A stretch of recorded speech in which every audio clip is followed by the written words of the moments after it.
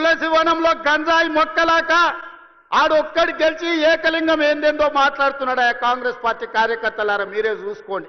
ఆ ఏకలింగంను ఇవాళ ఈ నల్గొండ జిల్లా తులసి వనంలో ఒక గంజాయి మొక్క మొలిసింది.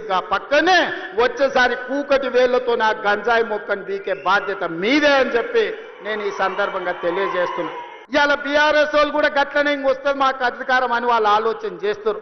10 ఏళ్ళు ఎవడు వచ్చినా ఎవడు ఏడ్చినా ఎవడన్నా పోయి బాయిలో దుంకి సచ్చినా ఇందిరమ్మ రాజ్యమే ఉంటది, రైతు రాజ్యం ఉంటది. నేను ఆయనకు చెప్పదలుచుకుని పక్కనే కూతవేటు దూరం ఉంది, ఈ పక్కనే ఉన్నాడు. ఆయన ఉన్నది 3 అడుగులు, ఆయన 6 అడుగులు ఎత్తే కూర్చున్నాడంట ముఖ్యమంత్రిని అడ్డుకుంటా అని. 3 అడుగులు ఆయనకు నేను ఒక్క మాట చెప్పదలుచుకున్నా. 3 రోజులు అవకాశం ఇస్తే గోదావరి జలాలు తుంగతుర్తి నియోజకవర్గానికి తెస్తా అని ఆయన పేపర్ల ప్రకటన చూసిన. 3 రోజులు కాదు 10 ఏళ్ళు మీకు అవకాశం ఇచ్చిండు. ఎందుకు దేవాదుల నుంచి తుంగతుర్తికి నీళ్లు తీసుకురావలేదు, గోదావరి జలాలతోని ఈ ప్రాంత భూములను ఎందుకు తడపలేదు అని నేను అడుగుతున్నా.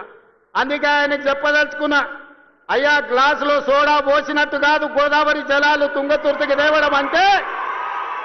నీకు తెలిసిన విద్య ఒక్కటే, దొరగారి ముందల చేతులు కట్టుకొని గ్లాసులో సోడా పోయడమే, కానీ నీకు తెలిసిన విద్య అంతకంటే లేదు. నీ ఊరు మండలం చేసుకున్నావు, మండల ఆఫీస్ అన్న తెచ్చుకున్నావా, ఎంఆర్ఓ ఆఫీస్ అన్న తెచ్చుకున్నావా, పోలీస్ స్టేషన్ అన్న తెచ్చుకున్నావా? 10 ఏళ్ళు మంత్రిగా ఉండి నీ నాయకుడు ముఖ్యమంత్రిగా ఉంటే నీ సొంత మండలానికి ఒక ఎంఆర్ఓ ఆఫీస్, ఎంపీడీఓ ఆఫీస్, ఒక పోలీస్ స్టేషన్ తెచ్చుకోలేని సన్నాసివి ఇవాళ మా మందుల సామెలు తీసుకొస్తే సిగ్గుతో తల ఉంచుకోవాల్సింది పోయి ముఖ్యమంత్రిని ప్రభుత్వ కార్యక్రమాన్ని అడ్డుకుంటానని ఆయన ప్రగల్భాలు పలుకుతుండు. ఏది ఒక్కసారి అడ్డుకొని చూడు, మా తుంగతుర్తి నియోజకవర్గంలో కాంగ్రెస్ పార్టీ కార్యకర్తలు చూసుకుంటారు. గా పక్కనే రామరెడ్డి దామోదర్ రెడ్డి గారు ఉన్నారు ఊరికాడ. మేమందరం ఈ వేదిక మీద ఉన్న వాళ్ళు ఎవరు అక్కర్లేరు. మా దామన్న ఒక్కడు జాడు ఈ నియోజకవర్గంలో కూర్చుంటే అడ్డుకునేటోళ్ళు ఎవరో, అడ్డం పడేటోళ్ళు ఎవరో. ఇవాళ తెలంగాణ రాష్ట్రంలో మీరు ఆలోచన చేయండి. 10 సంవత్సరాలు పరిపాలన చేసిండ్రు. ఏనాడైనా పేదవాడికి రేషన్ కార్డు ఇవ్వాలన్న ఆలోచన వచ్చిందా? పేదవాడికి సన్న బియ్యంతో బుక్కెడు బువ్వ పెట్టాలన్న ఆలోచన ఎప్పుడైనా చేసిండ్రా? ఇవాళ 10 ఏళ్లలో మీరు ఇవ్వని రేషన్ కార్డు, లక్షల కొద్ది రేషన్ కార్డు మేము ఇస్తున్నాం. కోట్ల మందికి 3,10,00,000 మందికి ఇవాళ సన్న బియ్యం ఇస్తే రేషన్ షాపుల దగ్గర పెద్ద పెద్ద బార్లు తీరిన లైన్లు ఉంటే ఇవాళ ఆయన అంటున్నాడు రేషన్ షాపుల కాడ బార్లు తీరినరని. మీరు గ్రామాలలో రేషన్ షాపులు ఎన్నడూ తెరవలే, బెల్ట్ షాపులు మీరు తెరిచిండ్రు. 10 ఏళ్ల తర్వాత రేషన్ షాపులు తెరిచి సన్న బియ్యం ఇస్తుంటే ప్రతి పేదవాడు పెద్దవాడు రేషన్ షాపులో సన్న బియ్యం తీసుకోవాలని లైన్లో నిలబడి ఇవాళ లక్షలాది మంది, కోట్లాది మంది సన్న బియ్యం తీసుకొని బుక్కెడు బువ్వ తింటుంటే మీ కళ్ళల్లో నిప్పులు పోసుకుంటున్నారు. ఇది మీకు భావ్యమా అని నేను అడుగుతున్న వాళ్ళని. అందుకే ఇవాళ మిత్రులారా, రేషన్ కార్డులు ఇవ్వాలన్నా ఇందిరమ్మ రాజ్యంలోనే, సన్న బియ్యం పెట్టాలన్నా ఇందిరమ్మ రాజ్యంలోనే, మీరు పండించిన వడ్లకు కనీస మద్దతు ధర ఇవ్వడమే కాదు 500 రూపాయల బోనస్ ఇవ్వాలన్నా ఇందిరమ్మ రాజ్యంలోనే సాధ్యం. మీరు బ్యాంకుల్లో తెచ్చుకున్న అప్పులు 2 లక్షల రూపాయల రుణమాఫీ, 25,55,968 మందికి 21,000 కోట్ల రూపాయలు 15 ఆగస్టు నాడు మీకు రుణ విముక్తులను చేసి ఏ విధంగా దేశ స్వతంత్రం పేదలకు వచ్చిందో, రుణ విముక్తి నుంచి బ్యాంకుల నుంచి స్వతంత్రం ఇప్పించి పేదలకు 21,000 కోట్ల రూపాయల రైతు రుణమాఫీ చేసిన ప్రభుత్వం ఇందిరమ్మ రాజ్యం అని నేను ఈ సందర్భంగా చెప్తున్నా. ఇదే కాదు, రైతు భరోసా ఇస్తలేరు. రైతు భరోసా రేవంత్ రెడ్డి ఎగ్గొడతాడు. రైతులను మోసం చేసిందని ఊరూరా వాళ్ళు ఒగల ఏడుపులు ఏడ్చిండ్రు. ఇంటింటికి పోయిరు, కడుపులో తలకాయ పెట్టిర్రు. కడుపులోనేమో సంతోషంగా ఉంది, ఎగ్గొడితే బాగుండు మా పండుగ వండు అని. కానీ ఆనాడు తుమ్మల నాగేశ్వరరావు గారిని, బట్టి విక్రమార్క గారిని, మంత్రివర్గ సభ్యులందరినీ పిలిచి పేదలకు రైతు భరోసా చెయ్యాలి, 9 రోజుల్లో 9,000 కోట్లు, 1,49,00,000 మంది రైతులకు, ఈ రోజు మన 1,49,00,000 ఎకరాలకు 70 లక్షల మంది రైతులకు 9,000 కోట్లు రైతు భరోసా ఖాతాలో 9 రోజుల్లో వేసి రైతుల కళ్ళల్లో సంతోషం చూసినాం. వ్యవసాయం దండుగ కాదు, వ్యవసాయం పండుగ అని గిట్టుబాటు ధరతో పాటు బోనస్ ఇచ్చినాం. రైతు రుణమాఫీతో పాటు రైతు భరోసా కార్యక్రమాలను అమలు చేసినాం. 10 ఏళ్లు వాళ్ళ చేతుల్లోనే ఉన్నది. 20 లక్షల కోట్లు చంద్రశేఖరరావు చేతికి వచ్చినాయి. 1 లక్ష కోట్లు పెట్టి కట్టిన కాళేశ్వరం ఇవాళ కూలేశ్వరం అయిపోయింది. కట్టింది కూలింది 3 ఏళ్లలోనే అయిపోయింది. వెనకటికెవడో బుద్ధిమంతుడంట పందిరేస్తే కుక్కతో తలిగి కూలిపోయిందంట. చంద్రశేఖరరావు కట్టిన కాళేశ్వరం 3 ఏళ్లలో కూలేశ్వరం అయింది. నేను అడుగుతున్న ఇవాళ ఈడికి వచ్చిన వాళ్ళని, ఇంజనీర్లను, తెలంగాణ మేధావులను ఆలోచన చేయండి.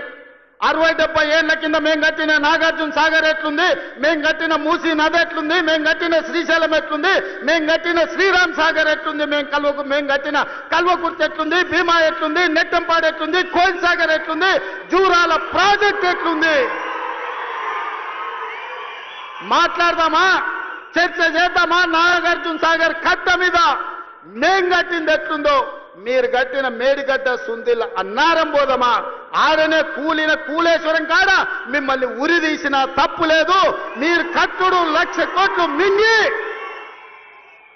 తెలంగాణ ధనాన్ని దోసుకుని ఇవాళ 3 అడుగులైన ఆనాడు ఎట్లుండే ఈనాడు ఎట్లున్నాడో మీరు ఒక్కసారి ఆలోచన చెయ్యండి. ఆనాడు గంజి కష్టం ఉన్న 3 అడుగులైన ఇవాళ బెంజి కార్లలో తిరుగుతుండే ఎక్కడి నుంచి వచ్చినాయో మీరు ఒక్కసారి ఆలోచన చేయండి. రేషన్ కార్డులు గత ప్రభుత్వ హయాంలో, కేసీఆర్ ప్రభుత్వ హయాంలో ఒక్కటి కూడా ఇవ్వలేదు. ఇప్పుడు మేము వచ్చినాకనే ఇస్తున్నాం 10 ఏళ్ల తర్వాత. అసలు రేషన్ కార్డులు ఇవ్వటం ఏంది, ఇంకా రేషన్ కార్డుల కొరకు ఎదురు చూడ అయిన తర్వాత మాట్లాడతా. కానీ మేము రేషన్ కార్డులు ఇచ్చినాం మా ప్రభుత్వ హయాంలో అని చెప్పడానికి నీ బట్టి విక్రమార్క సాక్ష్యం. నీ బట్టి విక్రమార్క మూతికి గుడ్డ కట్టుకొని పంచుతున్న చూడు రేషన్ కార్డులు. ఏ కాలంలో?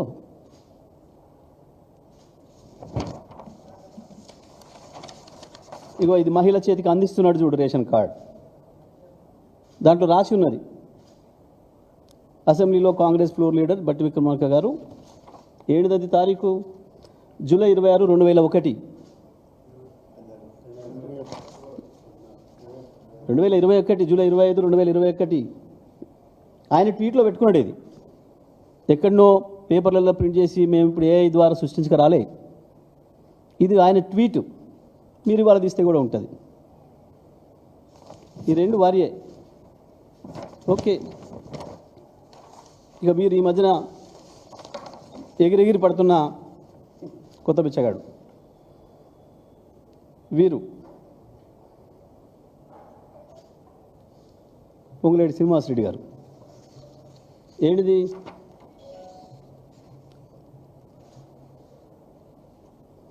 శ్రీనివాసరెడ్డి అలియాస్ సీనన్న, Khammam, ex-MP, TRS state leader.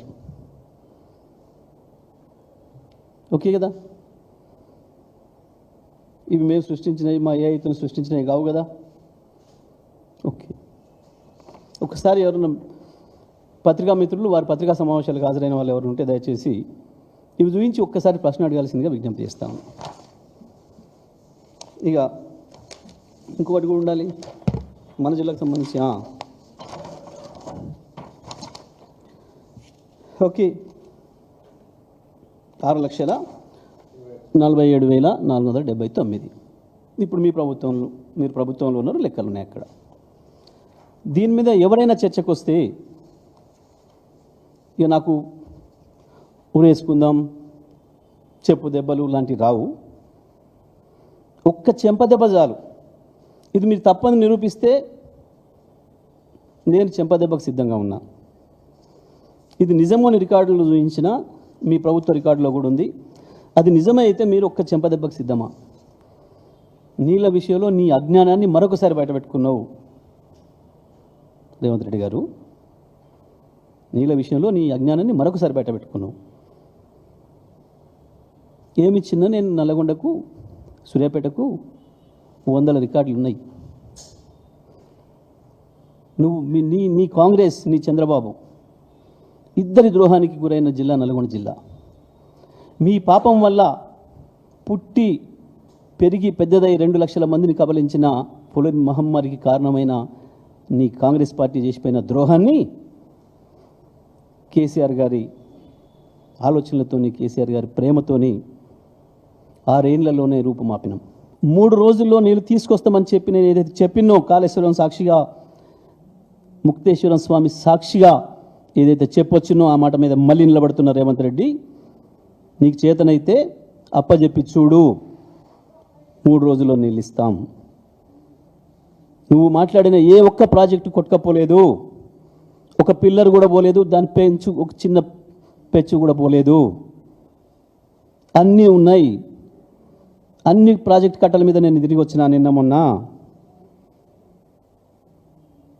మేము ఆ మాట మీద సిద్ధంగా ఉన్నాం. ఉరి తీయాలి అన్నవు చూడు, నీ ఉరిని కూడా మేము కోరుకోవడం లేదు, నీ ఉరిని కూడా మేము కోరుకోవడం లేదు. నీకు చెప్పు దెబ్బ చెంపదెబ్బ అని కూడా నేను కోరుకోవడం లేదు. అదే కాళేశ్వరం ప్రాజెక్ట్ బ్యారేజ్ మీద నిలబడదాం. అది మేడిగడ్డ, అది సుందిల్లా, అది అన్నారం, ఎక్కడైనా ఏం లేదు.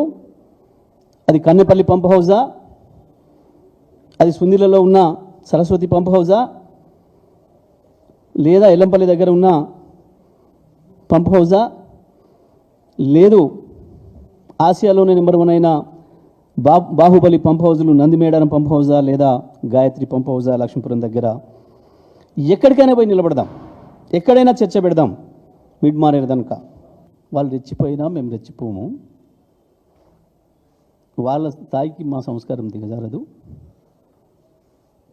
మా సంస్కారం మా పద్ధతిలో ఉంటుంది. ఎన్నికలు వచ్చినప్పుడే ప్రజలు తేలుస్తారు. నువ్వెన్ని సవాళ్ళు వేసినా, నువ్వెన్ని మాట్లాడినా మేము అటువైపు రాము మీ ట్రాప్లోకి అని చెప్పినా నేను క్లియర్గా. ఆయన చాలా మాట్లాడొచ్చుండు, మీరు చూసుకోవాలి, సంగతి చూసుకోవాలి, అది చూసుకోవాలి, ఇది చూసుకోవాలి. నేనేం చెప్తున్నా, ఎన్నికలు వచ్చినప్పుడు ప్రజలే చూసుకుంటారు నీ సంగతి, నా సంగతి అనే చెప్తున్నాను నేను.